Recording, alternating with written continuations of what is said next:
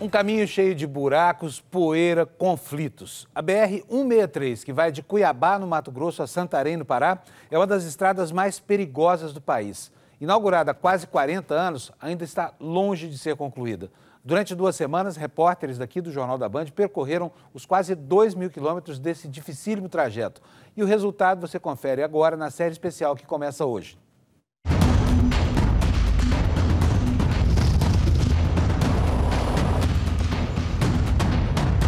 O trecho Cuiabá-Santarém da BR-163 vai completar 40 anos. São mais de 1.700 quilômetros de uma rodovia muito complicada. São muitos os obstáculos. Basta ver que onde nós estamos aqui, ela ainda nem foi asfaltada. Mas ao longo da estrada tem personagens e histórias interessantes que contam o que aconteceu nesta região depois que a rodovia foi aberta. Mentiram para nós. Não falaram da onça, não falaram da malária, não falaram que a terra era ácida, não falou que não ia ter estrada. É proibido qualquer tipo de extração, seja de madeira, seja de ouro. O trabalho tem, só que o garimpo a gente acha mais fácil, né, ganhar dinheiro. Zé Arara, um dos grandes compradores de ouro, um homem muito forte. Ele pegava uma bacia de 30 quilos assim, aí ele cheirava aquela... Aí ficava vidrado.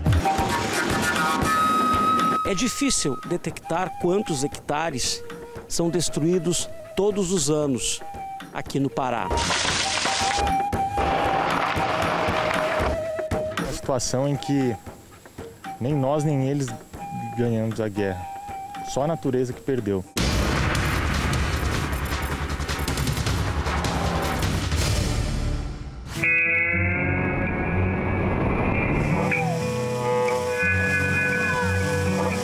Uma rodovia sem acostamento, mal sinalizada, então o número de acidentes é enorme aqui na nossa rodovia.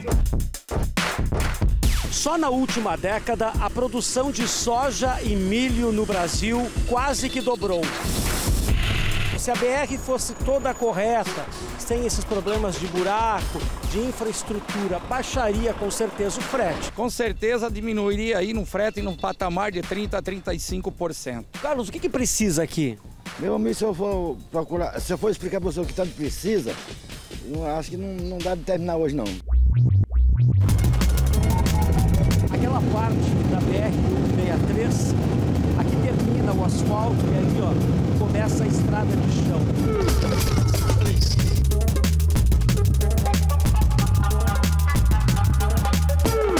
Eu não sei se não dá para dizer que parece que a gente está dentro de um liquidificador, porque treme muito, parece uma britadeira. São vários trechos desse jeito. A gente passou agora 40 quilômetros de estrada de chão, aí veio um pequeno asfalto e agora a gente voltou para a estrada de chão de novo. O risco de acidentes é muito grande, principalmente porque quando o pó, a poeira, começa a subir, a gente não vê absolutamente nada na frente.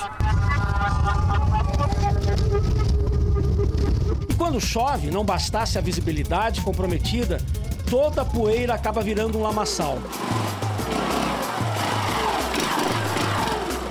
Aí não tem o que fazer, tem que usar um reboque improvisado. 20 por hora aqui, ó. E não anda mais do que isso. 5 horas e 30, 70 quilômetros? Aproximadamente, 70 a 80 quilômetros, não deu mais do que isso.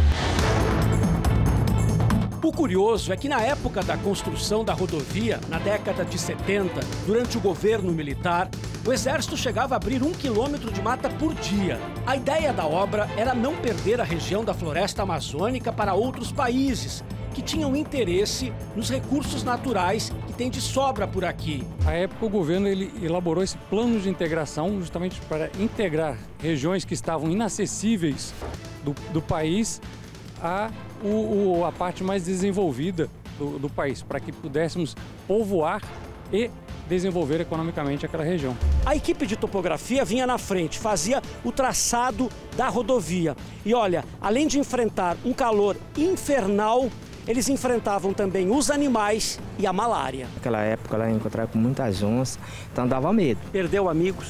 Muitos, com malária, com árvore que caiu em cima. Traziam com eles uma boiada e um açougueiro para comer carne fresca. Arroz, feijão, sal, tudo vinha de aviãozinho e tudo era jogado do céu. Mas abria a clareira, acendia um fogo para a fumaça subir, para que eles pudessem ver nós para jogar alimentação. Mas diferente dos 3 amigos que são do Paraná e do próprio Mato Grosso, a maioria das pessoas que tanto construiu a rodovia quanto colonizou os arredores dela veio de longe, lá do sul do Brasil. Eu sou de São Valentim, cheguei aqui em dezembro de 1980. Eu sou de Iraí, Rio Grande do Sul. Eu sou de Ilópolis, Rio Grande do Sul. Eu sou de São Valentim, Rio Grande do Sul. De Erechim, Rio Grande do Sul, em 1976. Todos deixaram a cidade natal não só com a missão de desbravar e povoar o território em torno da BR-163, mas também com uma promessa de esperança, de ter terras, produzir e ganhar dinheiro. O que vocês vieram fazer aqui? Poxa, vamos ser bem franco, nós era sem terra. A gente não tinha nada lá no sul e os antigos diziam que lugares novos era igual quando eles vieram da Europa para lugares novos que ganham dinheiro para quem tem vontade de trabalhar. Só que ninguém avisou para eles que aqui tinha onça, tinha malária que matava e que o solo não era tão bom. E os problemas não paravam por aí. O povo veio aqui e se organizou, o Estado não estava presente. Mandava todo mundo para cá, convidava para vir, com 2 frases célebres, uma onde que dizia vamos integrar para não entregar, e noutra eles convidavam o povo que venha o povo do Brasil para a Amazônia ocupar a terra sem dono. Nos abandonaram, não tinha saúde, não tinha energia, não tinha nada. Nós sobrevivemos à custa do suor e sacrifício e dedicação. Quem nos incentivou a desmatar as beiras de água para afastar as onças e afastar a malária era o próprio governo da época que nos incentivou e nos ensinou a fazer isso. E era obrigado pelo INCRA a derrubar pelo menos 80% da sua área para poder ter documento. E hoje vem dizer que nós somos bandidos, que nós desmatamos tudo. E até hoje é uma guerra. A maioria, mesmo depois de décadas aqui, ainda não tem um título de posse. Não consegue crédito nos bancos porque no papel não é dono da terra. Essa era a autorização de ocupação e esse é o título definitivo, que até hoje mais de 50% dos assentados ainda estão aguardando. Nós temos um produtor rural aqui que faleceu esperando o título e não veio. Nós temos um produtor rural que se enforcou, entrou em depressão, esperando o título e não veio. Tinha tudo para desistir. O que ajudou a segurar o povo aqui foi o ouro, quando o garimpo. O ouro que chegou aí? Quando eles descobriram o ouro, chutaram a enxada. Você trabalhava uma semana e você tinha 300, 400 gramas de ouro, era muito dinheiro. Só que no meio do mato, sem o Estado por perto, sem nenhum tipo de regulamentação, foi se formando uma cultura de garimpo ilegal que persiste até hoje. A exploração do ouro ao redor da BR-163 é o que você vai ver no capítulo de amanhã, na nossa aventura na Estrada Esquecida. Uma aventura na Estrada Esquecida que liga Cuiabá a Santarém. As obras da BR-163, que já duram mais de 40 anos, abriram caminho para a extração legal de riquezas naturais da Amazônia, como madeira e ouro. É o que você vai ver na reportagem especial de hoje.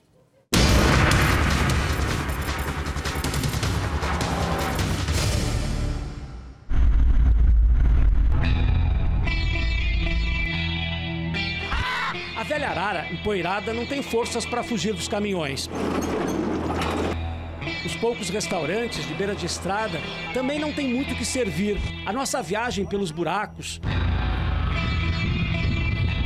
pela poeira e pela incerteza da BR-163 continua.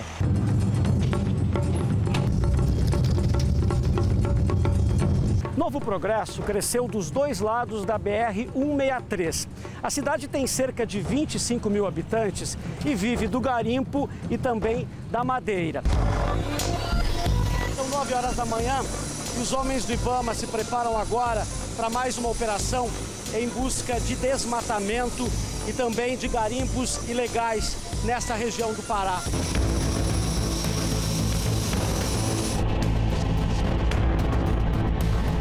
De Novo Progresso até esta área onde nós estamos indo agora, são mais de 300 quilômetros. Aqui de cima eu já posso ver o garimpo, que é aquele ali, ó, bem no meio da mata.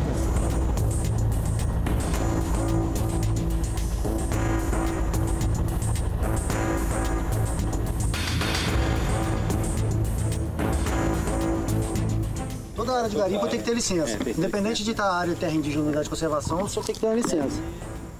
Correto? O senhor é empreendedor da área de garimpo, o senhor deve saber disso.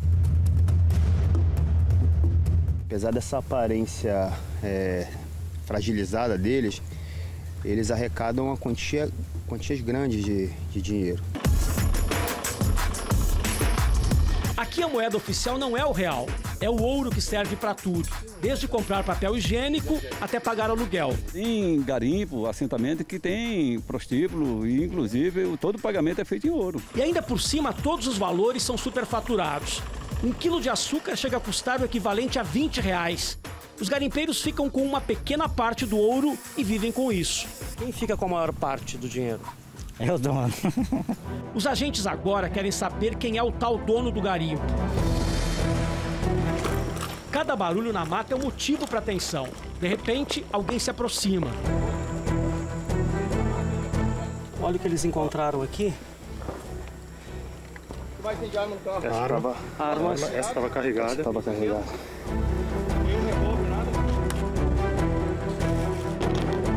A região rural do Pará é considerada a mais violenta do país. Eles alegam que essas armas são para caça, num local que é proibido caça. Essas armas são os principais objetos dos assassinatos em toda a região rural do país. Os garimpos são tradicionalmente, historicamente, regiões extremamente perigosas, onde as pessoas são mortas e são enterradas nesses locais por aqui mesmo. O grupo levava armas e mantimentos para vender para os outros garimpeiros. Um agente pergunta para quem eles trabalham. E o dono lá, o seu... O Manel tá lá, o seu Manel. Seu Manel que é o dono? É o dono do garimpo. Onde ele fica? Ele fica lá no Aruri. A nova informação ajuda a montar o quebra-cabeça. Os garimpeiros são expulsos. E o acampamento... Essa é uma área de difícil acesso. Então seria impossível levar tudo isso que eles aprenderam aqui para a cidade. O que é feito então? Eles colocam fogo nos barracos para destruir e colocam fogo também nas máquinas, que é para ninguém voltar e começar todo esse processo novamente.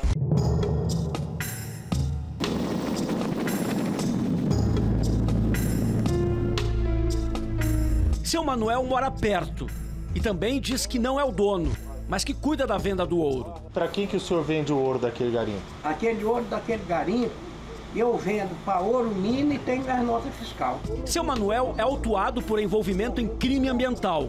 As notas são apreendidas. A Ouro Minas tem lojas por todo o Brasil, principalmente ao longo da BR-163, e sede em São Paulo, no centro financeiro do país. A Ouro Minas não quis gravar entrevista, mas nos disse que a responsabilidade é toda do garimpeiro. Mesmo assim, ela foi multada em R$100 mil pelo governo por não exigir a documentação completa do vendedor de ouro, o que é obrigatório por lei. Então quer dizer que os dados que estão nesta nota aqui podem ser dados completamente não legais. Sim, por exemplo, o Raimundo está tirando ouro de um Parque Nacional de Proteção Ambiental, né? Então que é impossível a legalização de um garimpo lá dentro.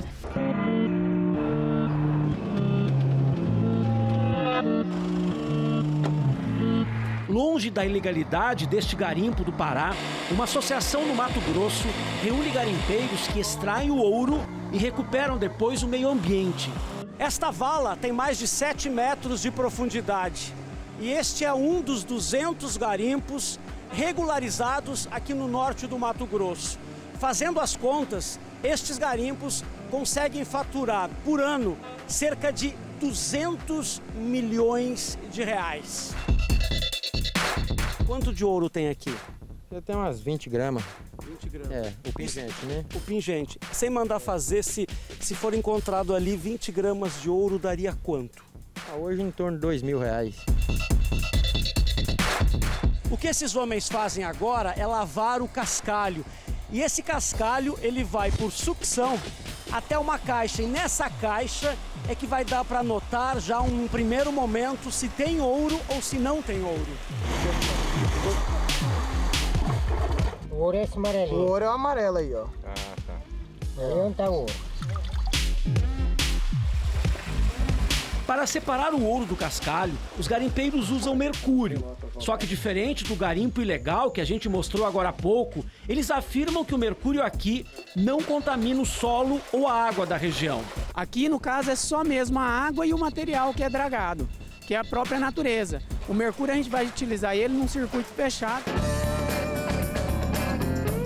Uma das obrigações dos garimpeiros para conseguir autorização para extrair o ouro daqui é recuperar a área depois de explorada. Há mais ou menos uns 5 anos, aqui funcionava um garimpo com 20 metros de profundidade. E hoje o que a gente vê é um lago, um tanque, onde eles criam pirarucu. Mas aqui em Peixoto Azevedo, mesmo com todos os documentos, autorizações, cuidados com o meio ambiente, a situação dos municípios próximos não é muito diferente do que a gente viu lá no interior do Pará. O garimpeiro não fica rico. Não? Não. Quem fica rico? Só o patrão. As histórias de quem ficou muito rico com o ouro e as consequências da falta de investimento nas cidades que nasceram por causa dele é o que você vai ver na reportagem de amanhã da nossa aventura na Estrada Esquecida. Ao longo da BR-163, a rodovia Cuiabá-Santarém, várias vezes os nossos repórteres ouviram falar de uma tal maldição do ouro que perseguiria os garimpeiros. Homens que conquistaram a fortuna, mas sempre deixaram com que ela escorresse por entre os dedos. E é o que você vai ver no episódio de hoje da série Aventura na Estrada Esquecida.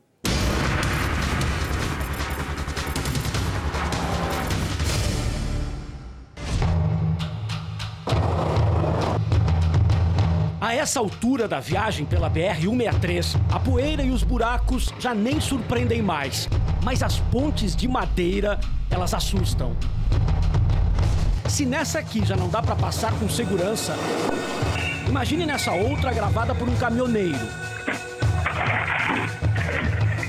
Como é que está a rodovia? Tá bem ruim. Tá péssima, péssima. O crescimento de cidades ao redor da BR-163, sem a presença ativa do Estado, foi uma das marcas da transformação desta região desde a construção da rodovia. Nós estamos bem próximos de uma cidade que foi fundada por um gaúcho. Ele veio até o Pará atraído por terras. O INCRA prometeu para ele 3.000 hectares, só que um ano depois ele descobriu que só tinha 200. Revoltado, ele disse: eu vou fundar uma cidade, e foi o que ele fez. Agora, o interessante é que a cidade tem um nome que é de uma música muito famosa no passado: Castelo de Sonhos. Castelo de Sonhos, você é a rainha. Coloquei um boteco aqui, né, e tocava essa música, porque o garimpeirado ficava tomando umas e ouvindo a música. E tocava aqui? Tocava aqui. Isso aqui é de que ano? Ah, isso aí deve ter uns 100 anos quase. Nome escolhido, mãos à obra. Com raiva do governo, seu Léo passou por cima da lei e pegou terrenos sem dono, loteou e vendeu para garimpeiros e agricultores. Investiu no ouro, virou um homem poderoso, era o bam, bam, bam. Aqui eu era delegado, eu era padre, eu era médico, eu dentista. Tem material de dentista, eu arrancava dentro até nas aldeias dos índios. Mas todo esse poder do seu Léo foi ameaçado por um inimigo que veio de Belém e tinha apenas 23 anos, o Rambo do Pará. Ele entrou lá, matou logo uns 4, 5 caboclos lá, jogou num monte, pisou no sangue lá, sapateou no sangue. A lei aqui hoje é essa. O Rambo driblou as autoridades por anos, mas foi morto pela polícia.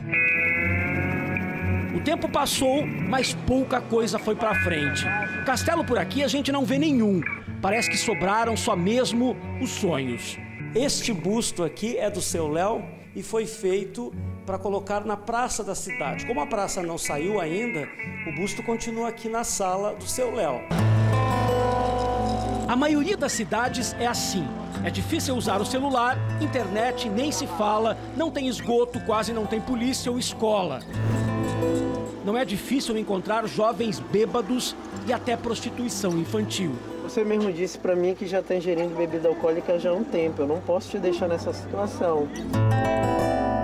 As adolescentes vão para os postos de gasolina prostituir. Se vender por R$10.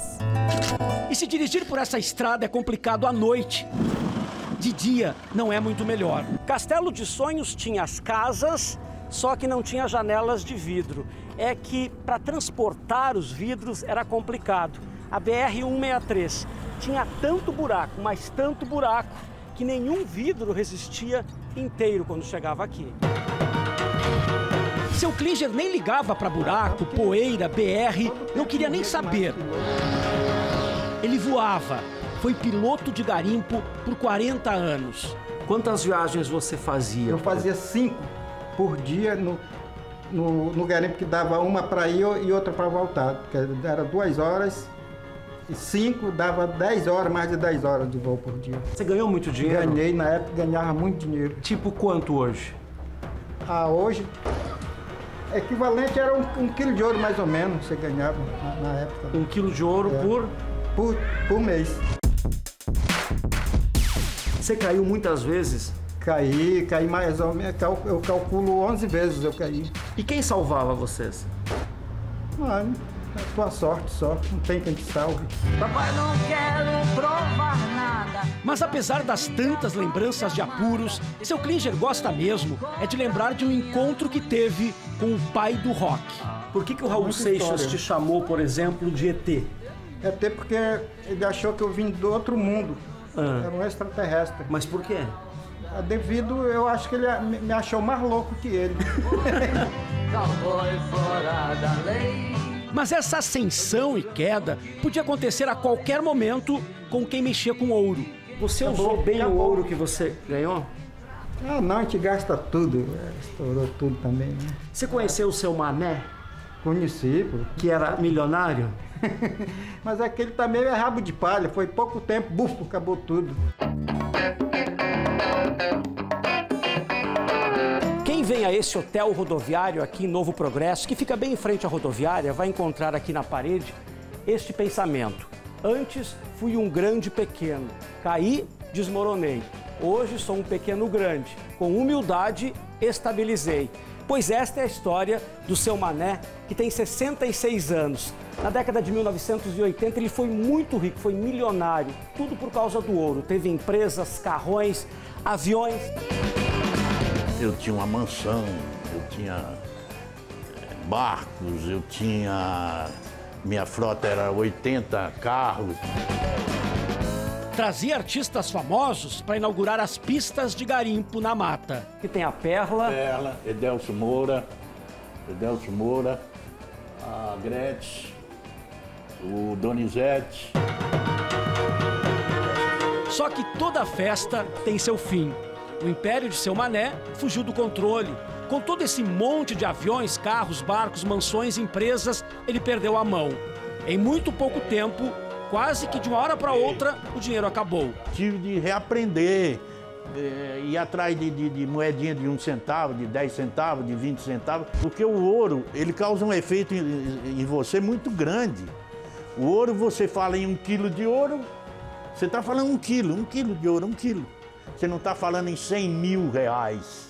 Como o ouro corria fácil, com abundância naquela época, então isso soava como coisa pequena, 10 quilos, 5 quilos, 20 quilos, 1 quilo, 2 quilos, 300 gramas. Para essa mudança brusca no jeito do seu Mané entender a fortuna que tinha. Para os ataques sofridos por seu Léo no auge de sua riqueza. Até para a própria vontade de ganhar sempre mais e mais ouro, seu Klinger tenta dar uma explicação. Eu vejo assim, para mim é amaldiçoado. Não tem outra coisa para dizer, pensar, só isso. Todas essas histórias aconteceram e ainda acontecem em cenários como esse. Garimpos de cidades cercados por milhares de quilômetros de floresta. Mas a rodovia que corta o Brasil de norte a sul também é rodeada por uma paisagem desoladora. O corte e a extração ilegal de madeira próximo à BR-163 e o combate a esses crimes é o que você vai ver na reportagem de amanhã da nossa aventura na Estrada Esquecida.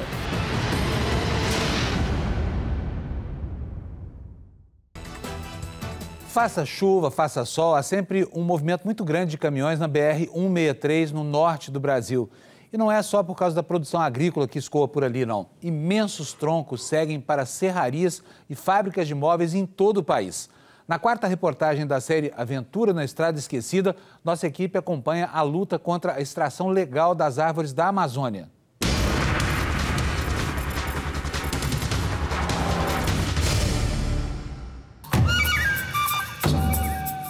As castanheiras do Brasil podem chegar a 50 metros de altura e levam décadas para crescerem imponentes. Mas por causa do desmatamento, a espécie está ameaçada de extinção. Do final de abril até setembro, chove muito pouco nesta região da Amazônia. É época de seca. E é nessa época que aumenta o desmatamento pela facilidade de levar a madeira. E é nessa época também que o IBAMA intensifica a fiscalização.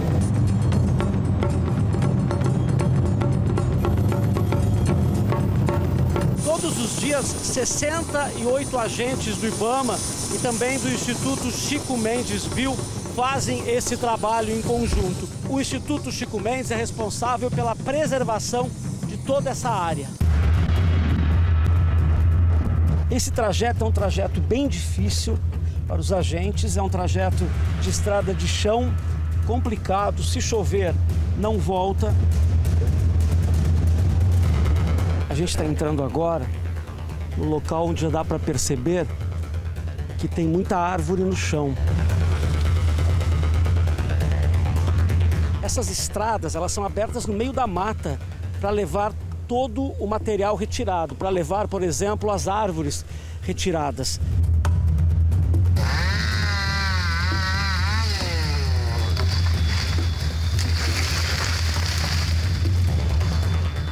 É sempre assim aqui dentro? Sempre. Inclusive, eles colocaram aquela tora de madeira para dificultar o nosso serviço aqui. Tivemos que serrar e empurrar para poder chegar no local de desmatamento. Dá uma olhadinha no tamanho destes troncos. Agora, quem serra isso trabalha muito rápido. Para serrar uma árvore dessas, o profissional leva em média 15 minutos. E olha só o tamanho disso.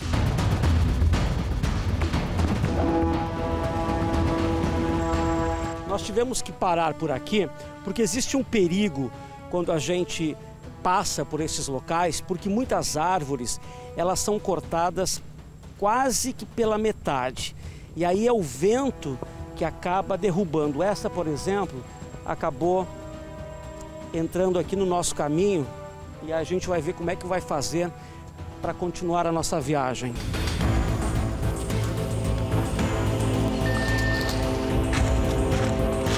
Para ficar aqui na mata, tem muito mosquito, a gente passou repelente e tem que colocar um boné, porque apesar do sol não estar forte agora, a mata ela é úmida e muito quente, a gente não percebe, mas aos poucos vai se queimando completamente, aí fica bem difícil a viagem. Os agentes seguem o caminho de destruição para alcançar os desmatadores. É um jogo de gato e rato. Aqui são várias toras de jatobá, uma em cima da outra. E não faz tempo que eles fizeram isso. Eles passaram por aqui muito rapidamente, eles vão derrubando, vão abrindo estradas e a mata vai ficando desse jeito. Os agentes estão ouvindo um som de maquinário.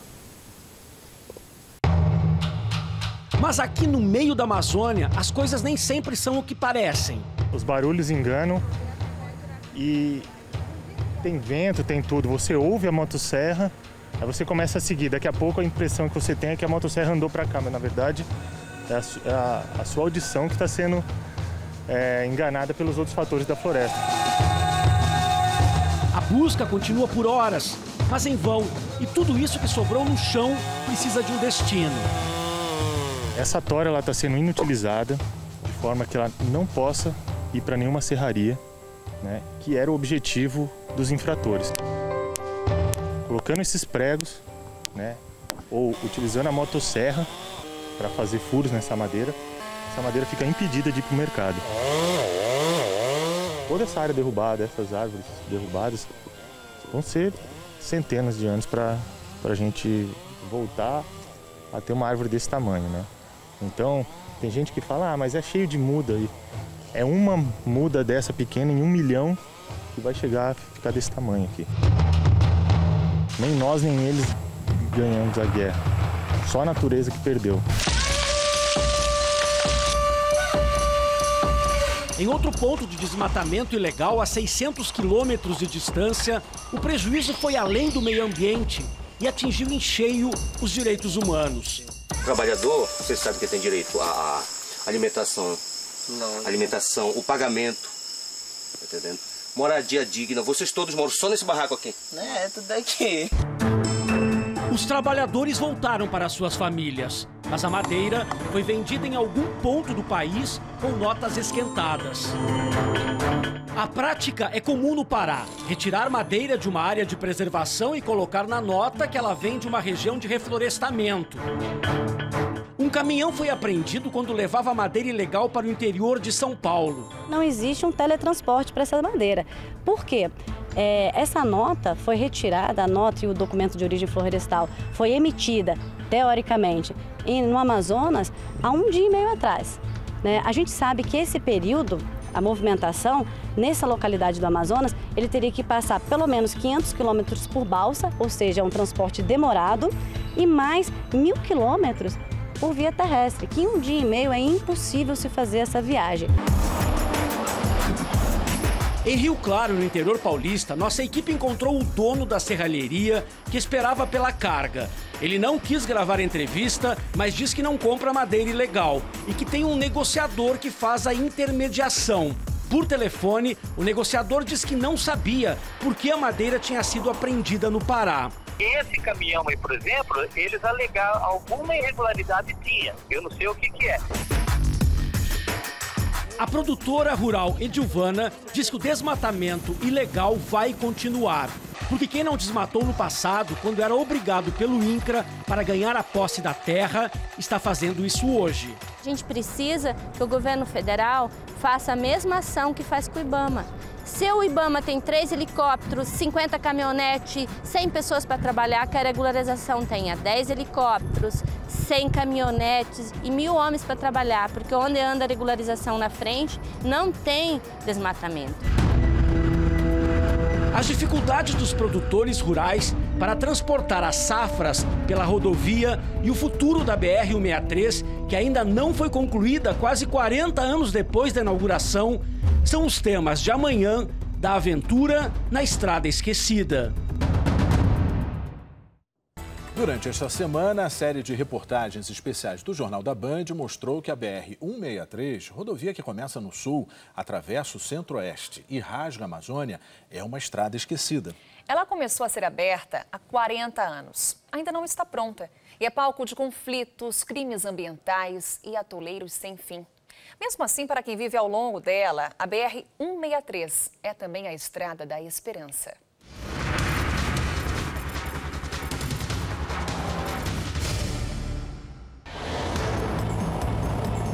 Desde que o governo militar abriu a BR-163 para integrar o norte ao sul, já se passaram 8 presidentes da República.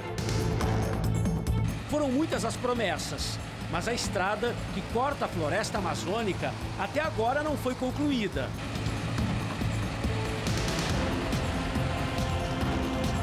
Parte foi entregue à iniciativa privada e parte está com o DENIT, o Departamento Nacional de Infraestrutura de Transportes.